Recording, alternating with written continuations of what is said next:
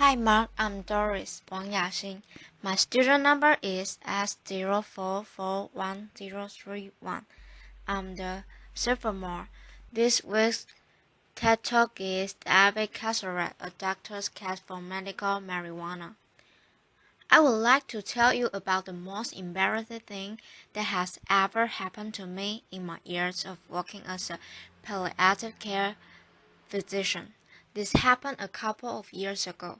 I was asked as a consultant to see a woman in her 70s, retired English professor who had pancreatic cancer. I was asked to see her because she had pain, nausea, vomiting. When I went to see her, we talked about those symptoms, and in the course of that consultation, she asked me whether I thought that medical marijuana might help her. I thought back to everything that I had learned in medical school about medical marijuana, which didn't take very long because I had learned absolutely nothing. And so I told her that as far as I knew, medical marijuana had no benefits whatsoever. And she smiled and nodded and reached into the handbag next to the bed and pulled out a stack of about a dozen randomized controlled trials showing that medical marijuana has benefits for symptoms like nausea and pain and anxiety. She handed me those articles and said, "Maybe you should read this before offering an opinion." Doctor, laughter. So I did. That night I read all of those articles and found a bunch more. When I came to see her the next morning, I had to admit that it looks like there is some evidence that marijuana can offer medical benefits, and I suggest that if she really was interested, she should try it. You know what she said?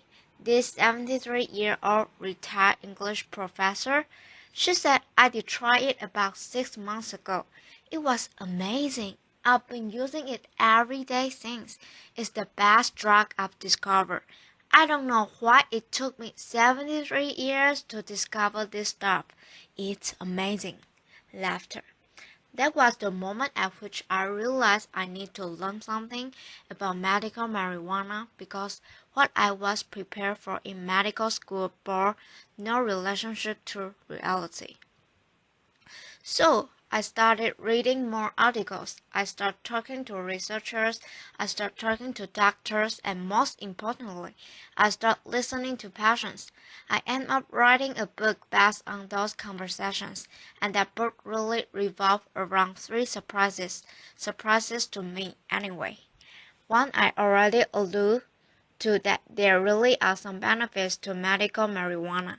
Those benefits may not be as huge or as stunning as some of the most avid proponents of medical marijuana would have us believe, but they are real. Surprise number two, medical marijuana does have some risks. Those risks may not be as huge and as scary as some of the opponents of medical marijuana would have us believe, but they are real risks. Nonetheless, but it was the third surprise that was most surprising, and that is that a lot of the patients I talked with who turned to medical marijuana for help would not turning to medical marijuana because of its benefits or the balance of risks and benefits, or because they thought it was a wonder drug, but because it gave them control over their illness. It let them manage their health in a way that was productive and efficient and effective and comfortable for them. To show you what I mean, let me tell you about another patient. Robin was in her early 40s when I met her. She looked like she was in her late 60s. She had suffered from rheumatoid arthritis for the last 20 years. Her hands were gnarly by arthritis. Her spine was crooked. She had to rely on a wheelchair to get around. She looked weak and frail, and I guess physically she probably was, but emotionally, cognitively, psychologically, she was among the toughest people I've ever met. And when I sat down next to her in a medical marijuana dispensary in Northern California to ask her about why she turned to medical marijuana, what it did for her and how it helped her.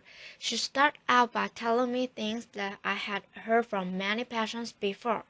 It helped with her anxiety. It helped with her pain. When her pain was better, she slept better. And I heard all that before, but then she said something that I'd never heard before, and this is that it gave her control over her life and over her health. She could use it when she wanted, in the way that she wanted, at the dose and frequency that worked for her. And if it didn't work for her, then she could make changes. Everything was up to her. The most important thing she said was she didn't need anybody else's permission. Not a clinic appointment, not a doctor's prescription, not a pharmacist's order. It was all up to her. She was in control. And if that seems like a little thing for somebody with chronic illness, it's not at all. When we face a chronic, serious illness, whether it's rheumatoid arthritis or lupus or cancer or diabetes or cirrhosis, we lose control. And not what I say, when, not if. All of us at some point in our lives will face a chronic serious illness that causes us to lose control. We'll see our function decline. Some of us will see our cognition decline. We'll be no longer able to care for ourselves, to do the things that we want to do. Our bodies will betray us, and in that process we'll lose control. And that's scary, not just scary, that's frightening. It's terrifying. When I talk to my patients, my palliative care patients, many of whom are facing illnesses that will end their lives, they have a lot of be frightened of: pain, nausea, vomiting, constipation, fatigue, their impending mortality. But what scares them more than anything else is this possibility that at some point, tomorrow or months from now, they're going to lose control of their health, of their lives, of their health care, and they're going to become dependent on others, and that's terrifying. So it's no wonder really that patients like Robin, who I just told you about, who I met in that clinic, turned to medical marijuana to try to claw back some semblance of control. How do they do it though? How do these medical marijuana dispensaries, like the one where I met Robin, how do they give patients like Robin back the sort of control that they need? And how do they do it in a way that mainstream medical hospitals and clinics, at least for Robin, weren't able to? What's their secret? So I decided to find out. I went to a speedy clinic in Venice Beach in California and got a recommendation that would allow me to be a medical marijuana patient. I got a letter of recommendation that would let me buy medical marijuana. I got the recommendation illegally because I'm not a resident of California. I should know that. I should also note for the record that I never used that letter of recommendation to make a purchase. And to all of you DA agents out there, laughter. That's the work that you're doing. Keep it up, laughter. Even though it didn't let me make a purchase though, that letter was priceless because it let me be a patient. It let me experience what patients like Robin experience when they go to a medical marijuana dispensary. And what I experience, what they experience every day, hundreds of thousands of people like Robin, was really amazing. I walked into a clinic, and from the moment that I entered many of these clinics and dispensaries, I felt like that dispensary like clinic was there for me. There were questions at the outset about who I am, what kind of work I do, what my goals are in looking for a medical marijuana prescription or product, what my goals are, what my preferences are, what my hopes are, how do I think, how do I hope this might help me, what am I afraid of. These are the sorts of questions that patients like Robin get asked all the time. These are the sorts of questions that make me confident that the person I'm talking with really has my best interests at heart and wants to get to know me. The second thing I learned in those clinics is the availability of education. Education from the folks behind the counter, but also education from folks in the waiting room. People I met were more than happy as I was sitting next to them. People like Robin to tell me about who they are, why they use medical marijuana, what helps them, how it helps them, and to give me advice and suggestions. Those waiting rooms really are a hive of interaction, advice, and support. And third, the folks behind the counter. I was amazed at how willing those people were to spend sometimes an hour or more talking me through the nuances of this strain versus that strain, smoking versus vaporizing, edibles versus tinctures. Or remember without me making any purchase whatsoever. Think about the last time you went to any hospital or clinic and the last time anybody spent an hour explaining those sorts of things to you. The fact that patients like Robin are going to these clinics, are going to these dispensaries and getting that sort of personal, person, personalized attention and education and service really should be the wake-up call to the healthcare system. People like Robin are turning away from mainstream medicine, turning to medical marijuana dispensaries because those dispensaries are giving them what they need. If that's a wake-up call to the medical establishment, it's a wake-up call that many of my colleagues are either not hearing or not wanting to hear. When I talk to my colleagues, physicians in particular, about medical marijuana, they say, "Oh, we need more evidence, we need more research into benefits, we need more evidence about risks." And you know what? They're right. They're absolutely right. We do need much more evidence about the benefits of medical marijuana.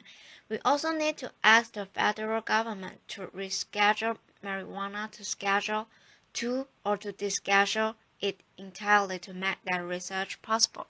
We also need more research into medical marijuana's risks. Medical marijuana's risks, we know a lot about the risks of recreational use.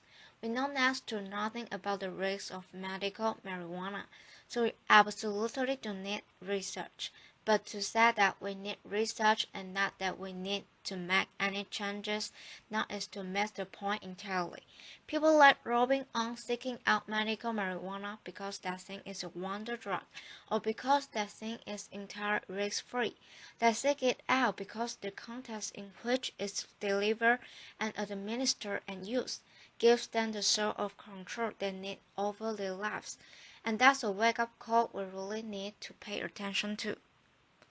The good news third is that there are lessons we can learn today from those medical marijuana dispensaries, and those are lessons we really should learn. These are often small mom-and-pop operations run by people with no medical training.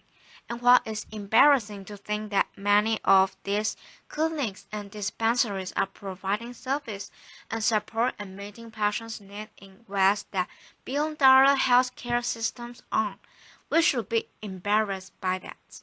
But we can also learn from that. And there are probably three lessons at least that we can learn from those small dispensaries. 1. We need to find ways to give patients more control in small but important ways. How to interact with healthcare providers. When to interact with healthcare providers, how to use medications in ways that work for them. In my own practice, I've gotten much more creative and flexible in supporting my patients in using drugs safely to manage their symptoms, with the emphasis on safely. Many of the drugs I prescribe are drugs like opioids or benzodiazepines, which can be dangerous if overused. But here's the point. They can be dangerous if they're overused, but they can also be ineffective if they're not used in a way that's consistent with what patients want and need. So that flexibility, if it's delivered safely, can be extraordinarily valuable for patients and their families. That's number one. Number two, education.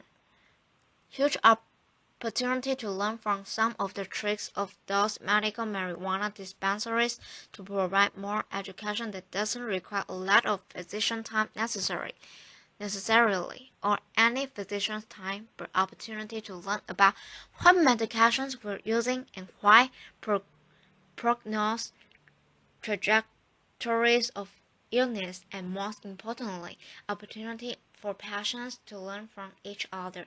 How can we replicate what goes on in those clinic and medical dispensary waiting rooms? How patients learn from each other, how people share with each other. And last but not least, putting patients first, the way those medical marijuana dispensaries do, making patients feel legitimately like what they want, what they need is why, as healthcare providers, we're here. Asking patients about their hopes, their fears, their goals, and preferences. As a palliative care providers, I ask all my patients what they're hoping for and what they're afraid of. But here's the thing, patients shouldn't have to wait until they're chronically serious ill.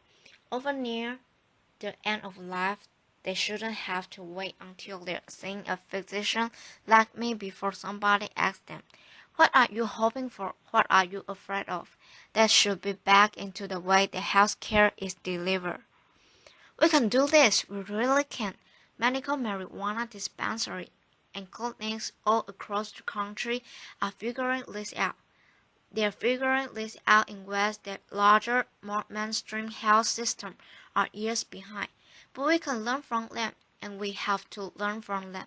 All we have to do is swallow our pride, put aside the thought for a minute that because we have lots of letters after our name, because we're experts, because we're chief medical officers of a large healthcare system, we know all there is to know about how to meet patients' needs.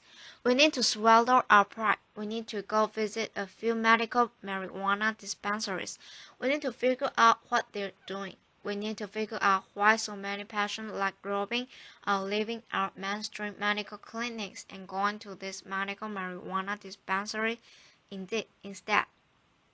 We need to figure out what their tricks are, what their tools are, and we need to learn from them. If we do, and I think we can, and I absolutely think we have to, we can guarantee all of our patients will have a much better experience. Thank you. Applause.